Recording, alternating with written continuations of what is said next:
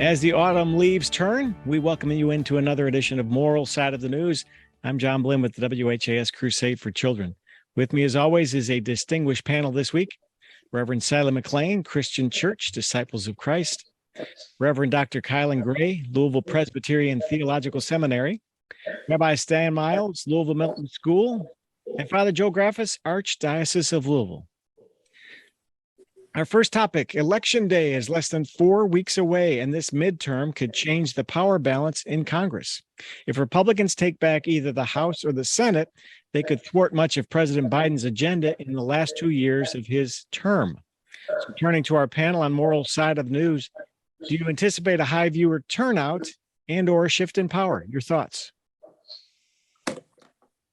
I'm hoping for a high turnout, and I was looking online last night, and it seems like it's harder to vote in the Commonwealth of Kentucky than in many states. There's pre-voting, but it's not at all as extensive as in other states, and that's worrisome to me, particularly since the Commonwealth of Kentucky is so far-flung, and there are some areas that are really kind of, I would presume hard to get to the polls.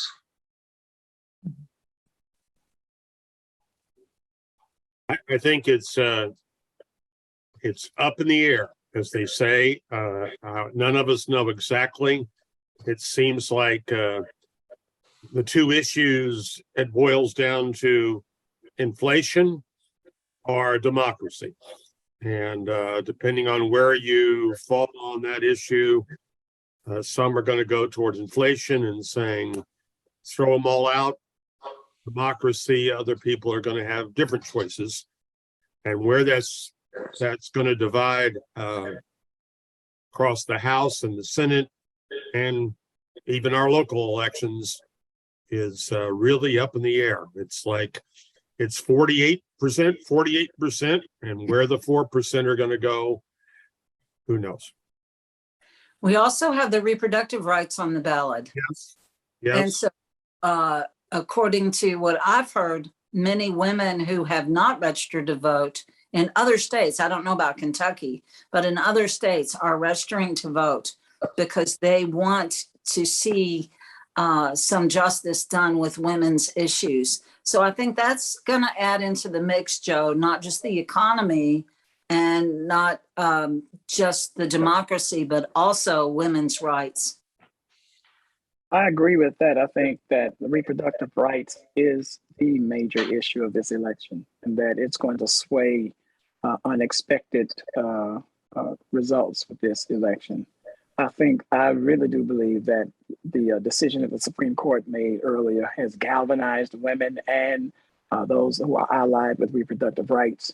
And it's going to make a significant difference. I don't think that there's going to be any type of landslide of any kind. I think it's going to be close. I think that the Congress, whether it flips or whether it stays the same, there's still not going to be any type of substantive majority whereby legislators will not be able to get by within the next 2 years of not compromising, not conversating, not coming together and meeting with the minds and hopefully ridding Washington with such a bifurcated, polarized way of being. I may be asking for too much, but I just think that this election is going to definitely be, a statement will definitely be made by the women of our country about the rights that have been taken away from them categorically by the Supreme Court. I think that changed the entire calculus of the body politic when that took place. I think the other issue is basically what Stan started with is there's a lot of election deniers of the past election up for various seats in some key states. That's very scary to me. And how that's going to balance out.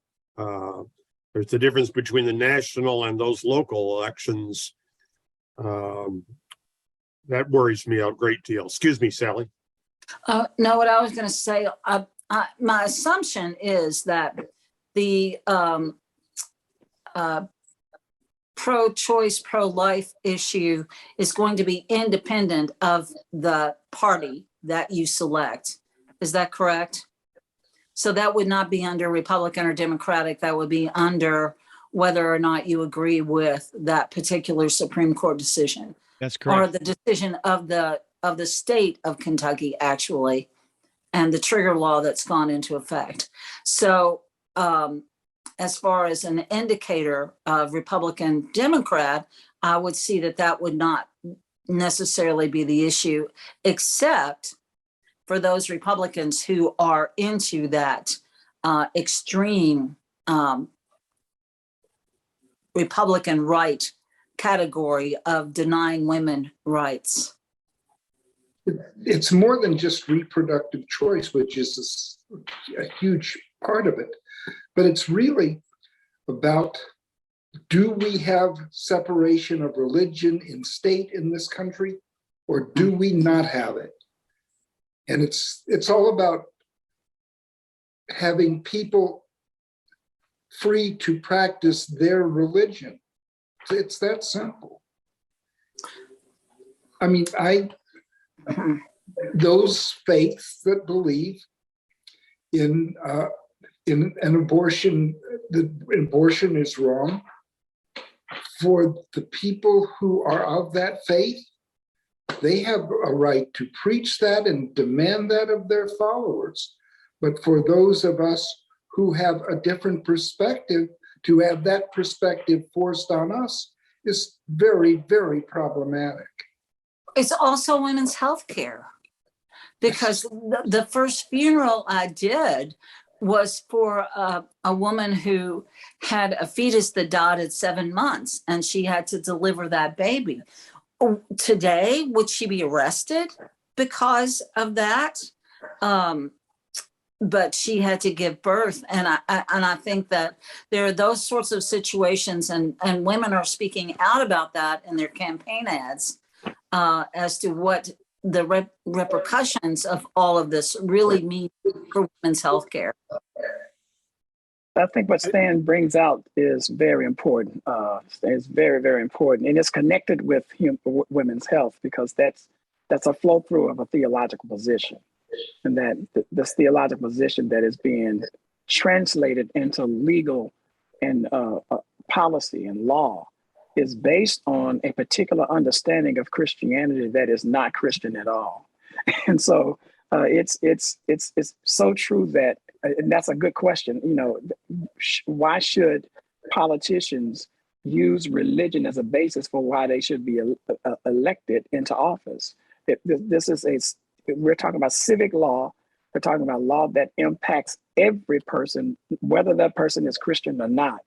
But it seems like that there's a certain type of American Christianity that for some portions of the body politic is a litmus test for the legitimacy for leadership. And that is antithetical to what Christianity is about. It's antithetical to what our nation stands on for democracy. It is very scary. It is very scary. And I agree with Stan that is something that needs to be lifted up. It doesn't get talked about enough. And the way that our religious sensibilities are framed, it flows out into how we relate to one another as human beings. And that's the significant issue. There's a way of seeing God and seeing people that says to women, based on that way of seeing God and seeing people, men have to be the one that decides for you what happens with your womb and what happens with your body. And that is completely antithetical to anything that we have traditionally, historically have believed as Christians. I think another issue that's related to all of these issues here is, and we're talking about in Kentucky, we have 2 amendments. And yes, quite frankly, I'm bothered by the reading of both amendments from a legal and moral standpoint. The way they're worded is very fuzzy. Yeah. And you know, whether you are pro-choice or pro-abortion, anti-abortion, even the abortion amendment is very troublesome to me in terms of the way it is worded no matter what your viewpoint is, and certainly the other amendment about state government, very long and lengthy. There's just so much loosey-goosey stuff that's going on. And from a moral perspective, I don't like that. So that's further confusing the issue when we do sloppy work. All right, panel, we're off to a good start on our program, Moral Side of the News, and thank you for watching and listening. As we move along to our second topic, Vladimir Putin has threatened to use nuclear weapons as his attack on Ukraine drags on. The thought of nuclear weapons terrorizes most of us, and President Biden said it's irresponsible for the Russian president to even talk about it. President Biden said he has no intention of meeting with Putin at the upcoming G20 meetings. So turning to our panel, let's get your reaction to reports of war crimes and the threat of nuclear weapons. It's terrifying, and it's not just Vladimir Putin. It's the countries with whom Putin is allied, with the People's Republic of China, and also with, God help us, one and all, North Korea. That is. Then you have India and Pakistan as well. Oh yes. I mean, yeah. I think for all of us, this is a no-brainer in terms of nuclear weapons. Even the tactical use, as he said, is how in the world do you control that, or nuclear activity? I mean, that is just crossing a line that is, pardon the pun, a bridge way too far. I mean, I think all of us would be against any kind of use of any nuclear weapons. And unfortunately, we haven't banned them in the world, but you always have some crazy people that if they've got the power to do it, they'll threaten it.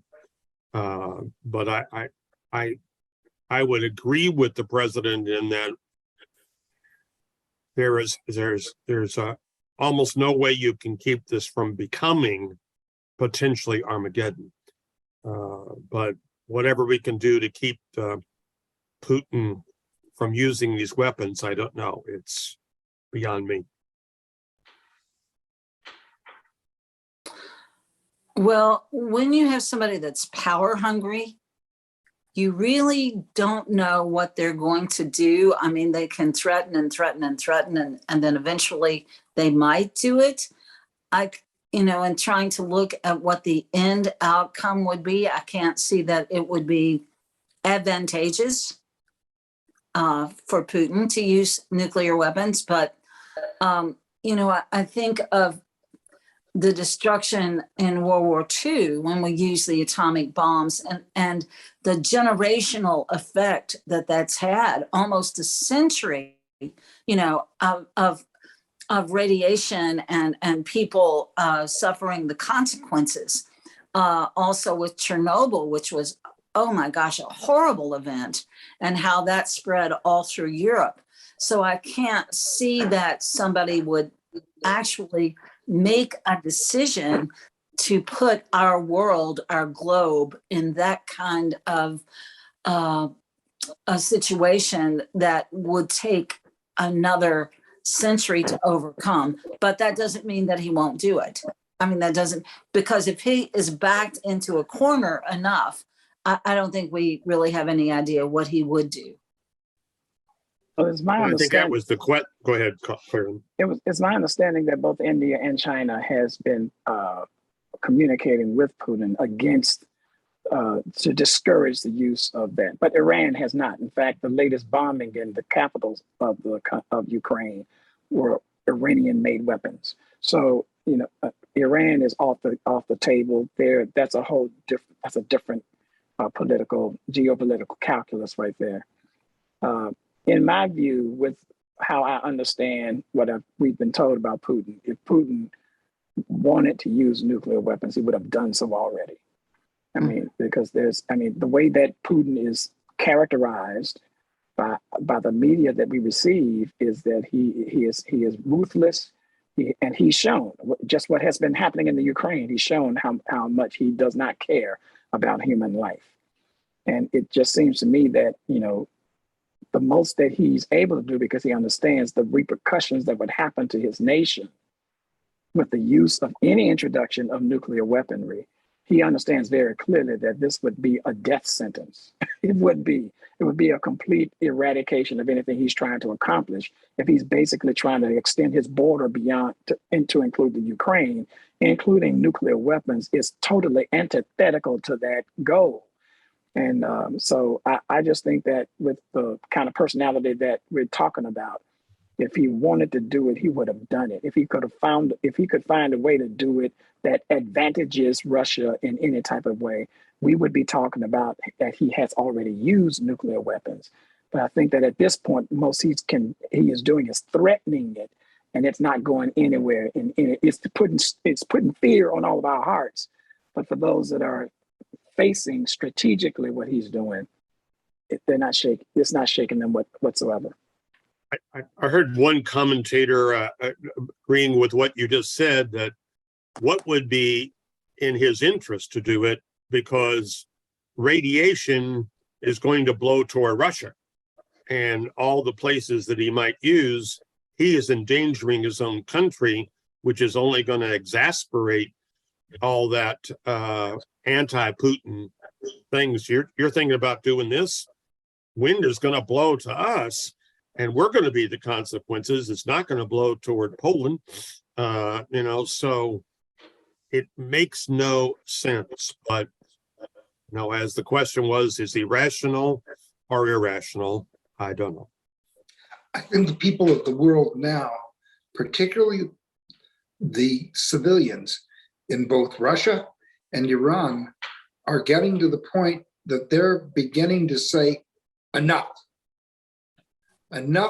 with the way that we are being oppressed, enough with the dictatorial positions of our leaders, enough. And especially in Iran, yes, and the heroism of those hundreds of thousands of women. And once again, what is the root cause for what's happening? Not necessarily in Russia, but definitely in Iran. Living in a theocracy, living in a civilization where there is no separation whatever between religion and state, and where the religious law is the law. And that's what happens in places where you have theocratic rule.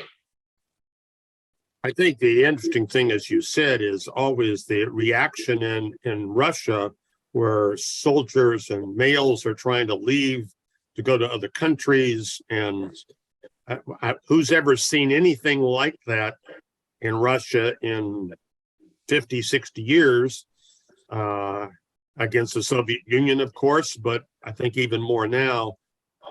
What's the root of all of that? And many of those people are suffering very drastic consequences. Again, it's the human spirit saying, as Stan said, enough is enough. But a draft is not giving somebody a choice. And apparently these young men wanted some choice as to whether or not they wanted to be in this war. And what we're seeing is that they don't. And I think that's really telling on what it is that's happening in Russia. And somehow that's leaking into the news media in their country through the news media. I would think that they don't want to be a part of that, because the propaganda must not be working as they thought it would. And they're not trained. They're not, they don't have the weapons, all that kind of stuff. It's like cannon fodder. So I want to follow up with this thought. We all lived through the Cold War. We may remember the Cuban Missile Crisis, or certainly read about it or lived through it. And we lived through the Iran hostage crisis and several other events. Does this moment in history right now, feel worse, more of a threat to you personally than things they did then? I think it's equal. Go ahead, Stan. I think it was a little worse than 62, but we didn't know as much as we know now, and we didn't have the picture of the world that we see now. I just think now that we really are a global community, more than even back in those days, we're more aware of the consequences of all of this. But that doesn't mean the problems are still not there. I don't see people digging fallout shelters in my neighborhood like I saw in the fall of 1962. Well, all you had to do is get under your desk. Remember, just duck and cover, get under your desk. But the issue is where we are now is just a time of deep and relentless anticipation. And the question is, anticipation of what? We're in the middle of the story, and we don't know how the story is going to come down. I think the angst of the world is heightened because of 9/11, for one thing, and not even having any clue that somebody would do something like they did and flying those airplanes into the World Trade Center. I also think the pandemic has created a vulnerability among all of us as to what can happen. And then we have a player on the world stage, actually two players on the world stage, that we have no idea, or maybe more, what they're going to do. I mean, you can't always predict what somebody's going to do. And I'm not sure that we're consciously focused on it. And maybe that's a good thing, consciously focused on whether or not there are going to be nuclear weapons used, because we've got other things on our plate to deal with right now. But I just think we have some real loose cannons, global actors on the stage. Couple of considerations that adds to this geopolitically, and that is the unspoken reality of mass migrations among nations. And this has been contributing to the uptick of fascism in Europe, around the world, and even in our own country. We can't underestimate the impact that mass migrations of massive of people trying to find a place away from political oppression, from all kinds of life-threatening realities. That goes under the radar of all of our awareness because many of our news outlets doesn't continue to speak of that. If they did, it would be a daily occurrence. For the last several years, there's just been massive movements of people from country to country.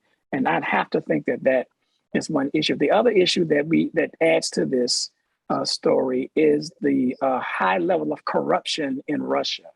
That this is why the military is as weak as it is because there was funding to provide for an improved military in Russia, and some oligarchs or other people kind of drained that which was supposed to go to that military.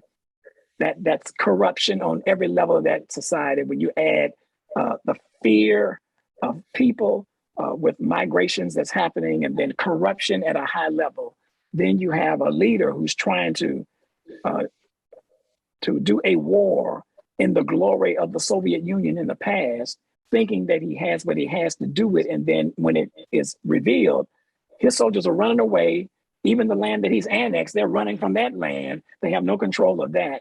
And now he's being faced with internal attack like he's never faced before. That makes for a very dangerous cocktail mix of a brain that is not stable, who has the power to push a button. That is very, very scary. Yeah, the cocktail is xenophobia, and the xenophobia is mixed with a relentless bunker mentality. Yes. Okay, panel, we've got about 4 minutes left at our program, Moral Side of the News. Just one more topic I want to squeeze in. Democrat Craig Greenberg and Republican Bill Doerff will face off in a Louisville mayoral debate to discuss their proposals for the city. WHAS 11, this station will partner with Kentucky Performing Arts to bring the debate to voters. It happens October 26th. Panel, do you watch debates? Will it help you form an opinion? And what are your thoughts on a debate between these two? As long as there's a lot of heat, a lot of light and very little heat. I think debates can be helpful, although looking on the national level, some of the debates seem to be totally unhelpful. But I think particularly with these two men, I would hope that we could have a good discussion about where we need to move and as a metro government. So I'm hoping that we can learn more about the direction that either man would take in the future. We've got a lot of issues that we need to deal with here in Louisville. So I'm always in favor. I usually try to watch the debates, but again, what happens a lot of times is catchphrases and sound bites and sometimes unhelpful, because 30-second sound bites don't answer a question oftentimes.